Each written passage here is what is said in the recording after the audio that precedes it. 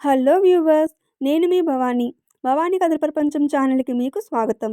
మొదటిసారి నా ఛానల్ని చూస్తున్న వారు సబ్స్క్రైబ్ చేసుకోండి ప్లీజ్. సరే, కథలోకి వెళ్ళిపోదాం. ప్రియతమా నన్ను ప్రేమించు 8వ భాగం. ఇంటి గార్డెన్లో మొక్కలు నాటుతుంది ఐషు. నానమ్మ తాతయ్యలు చల్లగాలి కోసం గార్డెన్లో కూర్చొని మాట్లాడుకుంటూ, ఈ పనులన్నీ నీకెందుకమ్మా, పనివాళ్ళు చేస్తారులే అని ఐషుని మందలించింది బామ్మ. పర్వాలేదమ్మమ్మ, నాకు ఈ పనులన్నీ అలవాటే అనేసి తన పనిలో నిమగ్నమైంది ఐషు.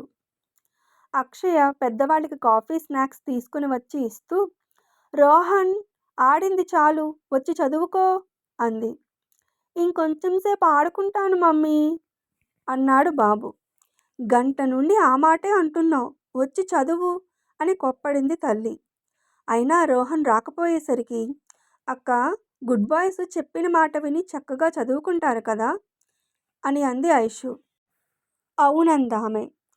అయితే రోహన్ బ్యాడ్ బాయ్, అందుకే ఆడుకుంటూ చెప్పిన మాట వినట్లేదు అనేసి, ఏ బ్యాడ్ బాయ్ అని పిలిచింది ఐష్. నేనేమి బ్యాడ్ బాయ్ని కాదు, నువ్వే బ్యాడ్ గర్ల్వి అన్నాడు రోహన్. ఏం కాదు, నువ్వే బ్యాడ్ బాయ్వి, బ్యాడ్ బాయ్ బ్యాడ్ బాయ్ అని 4-5 సార్లు అనేసరికి పనివాడు మొక్కలకి నీరు పోస్తుంటే రోహన్ ఉక్రోషంతో ఆ వాటర్ ట్యూబ్ని లాక్కొని ఐషు తడిచేలా చిమ్మబోయాడు. ఆమె దాని నుండి తప్పించుకొని, నన్నే ఏం చేస్తావా, నీ పని చెప్తానుండు అని రోహన్ వెంట పడింది. దాంతో వాడు ట్యూబ్ని నేల మీద వదిలేసి ఆమెకు దొరకకుండా అటు ఇటు తప్పించుకుంటూ తిరుగుతుంటే, ఎలా అయినా పట్టుకోవాలని వేగంగా పరిగెడుతూ చూసుకోకుండా అప్పుడే ఆఫీస్ నుండి వచ్చిన కిషన్ని గుద్దుకుంది ఐషు. అప్పటి వరకు గార్డెన్ పని చేయడం వల్ల చేతులు 2 మట్టితో నిండి కిషన్ని గుద్దుకోగానే అతని వైట్ షర్ట్ ఐషు చేతివేళ్ల గుర్తులతో మట్టిగా అయిపోయింది. అంతే, కిషన్ని అలా చూసి, ఓ మై గాడ్ అని ఆశ్చర్యంతో కళ్ళను పెద్దవి చేసి అప్పుడే అక్కడికి వచ్చిన అక్షయ వెనక్కి దాక్కున్నట్లుగా చేరిపోయింది ఐషు. తన షర్ట్ వైపు ఎగాదిగా చూసుకొని ఎదురుగా చూసేసరికి వదిన కనిపించింది కిషన్కి. అరే, షర్ట్ పాడైపోయిందే అని చూసి, ఏమనుకోక కిషన్, ఐషు నిన్ను చూసుకోలేదు అని చెల్లెలి తరపున సారీ చెప్పింది అక్షయ. ఎవరో చేసిన పనికి నువ్వు సంజాయిషి ఇస్తున్నావేంటి వదిన? ఈ పని చేసిన వాళ్లకు నోరు లేదా, లేక భయమా? అంత భయం ఉన్నప్పుడు ఇలాంటి పనులు చేయడం ఎందుకు అని అక్షయ వెనుకున్న ఐశ్వర్యను ఉద్దేశించి అన్నాడు. దాంతో బెదిరికళ్లతో అతని ముందుకు వచ్చి, సారీ, నిజంగా మిమ్మల్ని చూసుకోలేదు అంది. గాలికి అలల్లా ఎగురుతున్న కురులు, బెదురుగా అల్లార్చుతున్న నయనాలు, చిట్టి ముక్కు, ఎరిపెక్కిన చెక్కిళ్ళు, చిన్ని చుబుకం వెరసి లైట్ పింక్ కలర్ చుడీదార్లో ముద్దుగా ఉన్న ఆమెను ఒక్క క్షణం చూస్తూ ఉండిపోయాడు. అంతలోనే ఈ లోకంలోకి వచ్చినట్లుగా అవుతూ, సారీ ఏంటి సారీ, అయినా చేయాల్సినవన్నీ చేసేసి సారీ చెప్తే సరిపోతుందా? కొంచెం వెనక ముందు చూసుకోవాల్సిన అవసరం లేదా అని చిటపటలాడాడు. నేనేమీ కావాలని చేయలేదు, అసలేం జరిగిందంటే రోహన్ అని ఇంకా ఏదో చెప్పబోతుంది. ఏంటి రోహన్, వాడు చిన్నవాడు, వాడికి నీకు తేడా లేదా అని కసిరి, మళ్ళీ నాకు సారీ చెప్పే పరిస్థితిని తెచ్చుకోకు అని చిరాకుగా అనేసి ఇంట్లోకి వెళ్ళిపోయాడు. అతను వెళ్ళిన వైపే గుర్రు గుర్రుగా చూస్తూ, ఫైర్ బ్రాండ్, ఛ, ముక్కు మీదే ఉంటుంది కోపం, ఇంకొకసారి పొరపాటున కూడా ఈయన కళ్ళల్లో పడకూడదు అని అనుకుంది ఐశ్వర్య. కిషన్కి కాఫీ తీసుకుని అతని గదికి వచ్చింది అక్షయ. ఆమెతో పాటే రోహన్ కూడా. పిన్నిని భలే తిట్టావు బాబాయ్ అన్నాడు బాబు. ఇక నోరుముయ్, అసలు నీ వల్లే పిన్ని తిట్లు తిన్నది అని కోప్పడింది అక్షయ. అసలేం జరిగింది వదినా అని అడిగాడు కిషన్. ఈ మాట నువ్వు ఐషుని అడగాల్సింది, కనీసం తను చెప్పేది వినాల్సింది అని గార్డెన్లో జరిగింది చెప్పి కొడుకుని తీసుకుని వెళ్ళిపోయిందామె. కాఫీ సిప్ చేస్తూ ఐషుని తిట్టిన మాటలు గుర్తు చేసుకున్నాడు కిషన్. అతను తిడుతున్నప్పుడు ముడుచుకున్న ఆమె పెదవులు, కళ్ళల్లో చిరుకోపం స్ఫురణకు రాగానే, నీకు కోపం కూడా వస్తుందా అని అనుకున్నాడు మనసులో. రాత్రి డిన్నర్ అయ్యాక కిషన్ తన గదిలో సెల్లో అప్పటి వరకు ఫ్రెండ్స్తో చాట్ చేసి పడుకుందామని మంచం దగ్గరకు వస్తూ పరధ్యానంగా ఉన్న కృష్ణి చూసి, ఏంట్రా ఆలోచిస్తున్నావు అని అడిగాడు. ఈ లోకంలోకి వచ్చినట్లుగా అవుతూ తమ్ముడి వైపు చూసి, ముందు నా ప్రశ్నకు సమాధానం చెప్పు అన్నాడు. ఏంట్రా కౌన్ బనేగా కరోడ్పతీనా? ముందు వినరా, నువ్వు అర్జెంట్ పని మీద బయటకు వెళ్తున్నావు. మధ్యలో ఏదో ప్రాబ్లం వల్ల రోడ్ బ్లాక్ అయ్యింది. సపోజ్ ఏదో గొడవ జరుగుతుండడమో లేక షూటింగ్ జరగడమో. నీకు ముందుకు వెళ్ళే దారి లేదు. అప్పుడు నువ్వేం చేస్తావు అని అడిగాడు. ఏముంది, టైం ఓపిక ఉంటే ప్రాబ్లం ఏంటో కాసేపు చూస్తాను. దారి దొరికే వీలు లేకపోతే తర్వాత వేరే మార్గంలో వెళ్ళడానికి ట్రై చేస్తాను అన్నాడు కిషన్. కానీ మొన్నొక రోజు ఒక అమ్మాయి ఏం చేసిందో తెలుసా అని చెప్పబోయాడు. అమ్మాయా, ఇంట్రెస్టింగ్ అన్నాడు కిషన్. అవునురా అమ్మాయే, ముందు విను అని. మొన్న నా షూటింగ్ జరుగుతున్న స్పాట్ వైపు ఒక అమ్మాయి స్కూటీ మీద వచ్చింది. ఆమెకు ముందుకు వెళ్ళడానికి దారి లేదు. అప్పుడు ఆమె చాలా గొడవ చేసి డైరెక్టరే ఆమెకు దారి క్లియర్ చేసి ఇమ్మని చెప్పేలా చేసుకుంది అన్నాడు. ఆమెకి షూటింగ్ నీదని తెలియదేమోరా అన్నాడు. తెలుసు, నన్ను చూసింది కూడా. నన్ను చూడగానే గబగబా స్కూటీ డ్రైవ్ చేసుకుని వెళ్ళిపోయింది. మళ్ళీ ఈరోజు కూడా గిఫ్ట్ కోసం షాపింగ్ మాల్కి వెళ్తే అక్కడ కూడా నన్ను చూసి కంగారు పడిపోయి లిఫ్ట్లోకి రాకుండా పారిపోయింది అని చెప్పాడు. Very strange.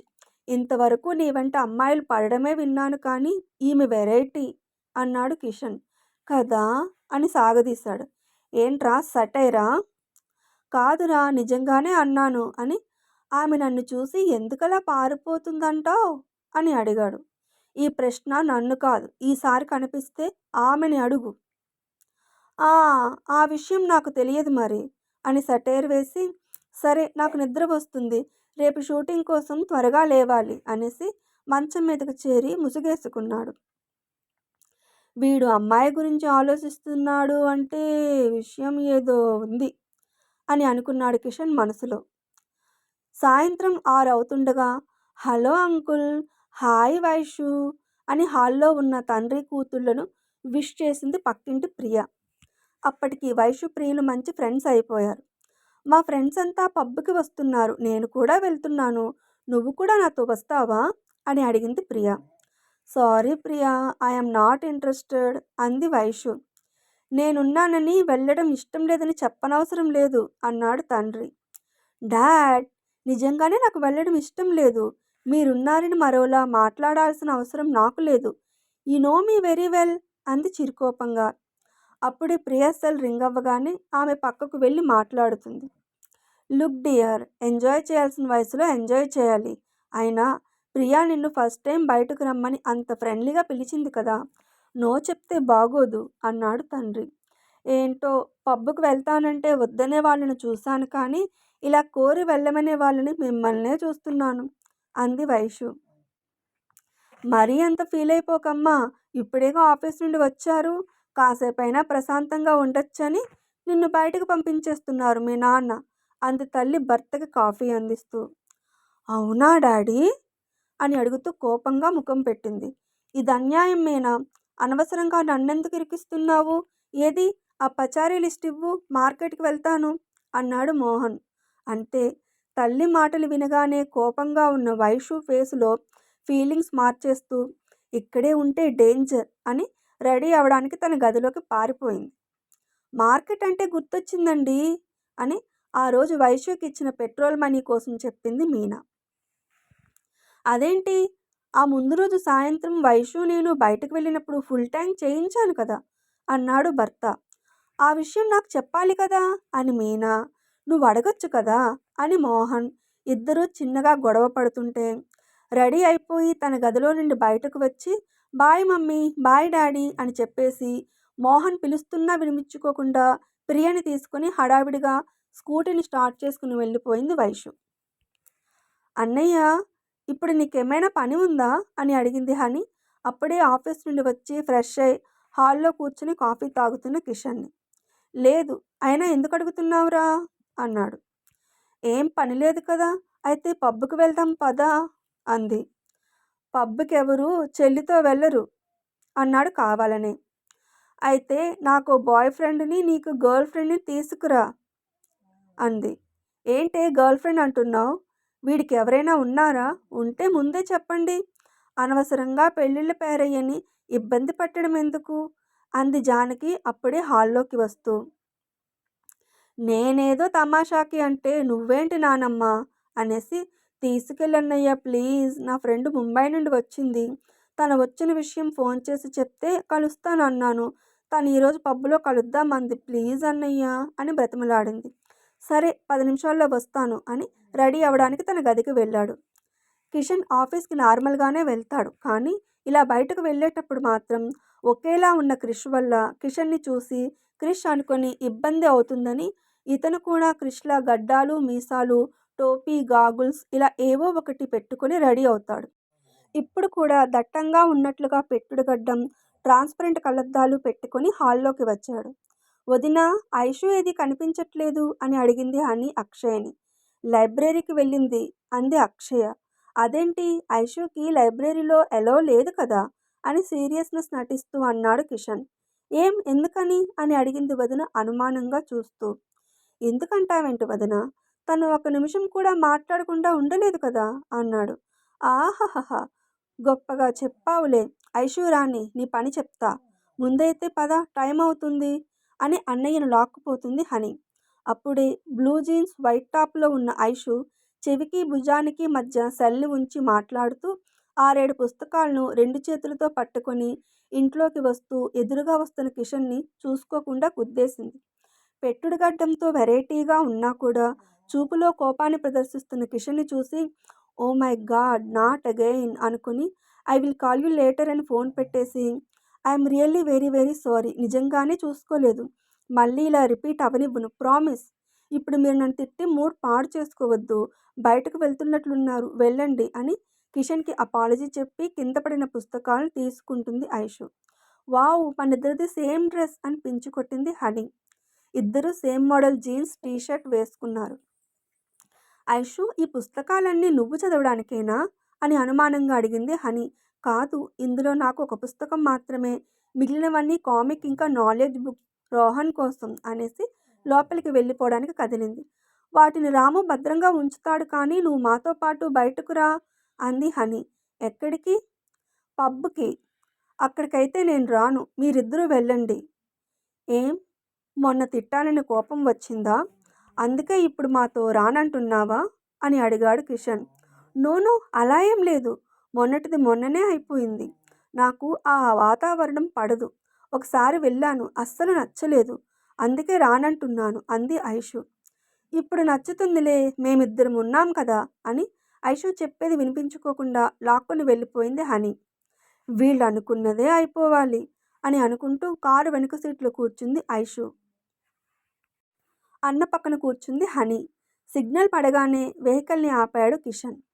వాళ్ళకి కుడిపక్కన స్కూటీని ఆపింది వైశాలి. అవును, ఏంటి ఇందాక బాయ్ ఫ్రెండ్ అంటున్నావు, ఆల్రెడీ ఎవరినైనా లైన్లో పెట్టావా అని సరదాగా అడిగాడు కిషన్ చెల్లిని. అవునురా, మీ ఇద్దరికీ ఇప్పట్లో పెళ్లి చేసుకునే ఉద్దేశం లేదని నా దారి నేను చూసుకున్నాను అంది అంతే సరదాగా హనీ. వెతుక్కుంటావు, నువ్వు అలాంటి దానివే అన్నాడన్న కావాలని. ఆ మాటకు కోపంతో నీ పని చెప్తానుండు, నువ్వు క్రిష్వి అని అందరూ పొరపడేలా చేస్తాను అని కిషన్ పెట్టుకున్న గాగుల్స్ని పెట్టుడు గడ్డాన్ని లాగేయడానికి శతవిధాలా ప్రయత్నిస్తుంది. హనీ, స్టాప్ ఇట్, అలా చేయకు అని ఆమె ప్రయత్నాన్ని అడ్డుకుంటూ ఇద్దరూ చేతులు పట్టుకుని కుస్తీ పడుతున్నారు. అప్పుడే వైశాలి క్యాజువల్గా పక్కకు తల తిప్పింది. కిషన్ చెల్లెలితో కుస్తీ పడడం కనిపించింది ఆమెకు. దాంతో చిరాకుగా ముఖం పెట్టి ఛీ అని ముఖాన్ని పక్కకు తిప్పేసుకుంది వైశాలి. విచిత్రం ఏంటంటే అందరూ ఒకే పబ్కి వెళ్తున్నారు. కిషన్ కూడా చెల్లెలితో కుస్తీ పడుతూనే పక్కకు తల తిప్పగానే వైశాలి కనిపించింది. ఇంకా ఉంది. పబ్బులో ఎలాంటి సంఘటనలు చోటు చేసుకుంటాయి? అక్కడ కూడా వైశాలి కిషన్ని చూసి క్రిష్ అనుకుని పారిపోతుందా? అసలు ఆమె ఎందుకు క్రిష్ నుండి పారిపోతుంది? తెలియాలంటే తదుపరి భాగం కోసం ఎదురుచూడక తప్పదు. కథ ఎలా ఉందో మీ అమూల్యమైన అభిప్రాయాన్ని కామెంట్ చేయండి వ్యూవర్స్. అలాగే ఈ అప్డేట్కి లైక్ కొట్టి మీకు నచ్చిన వాళ్ళకు షేర్ చేయండి. మీ ఆదరణ వల్లే నా ఛానల్ గ్రోత్ ఉంటుంది. సరే, మరో అప్డేట్తో మళ్ళీ కలుస్తాను. అప్పటి వరకు సెలవు.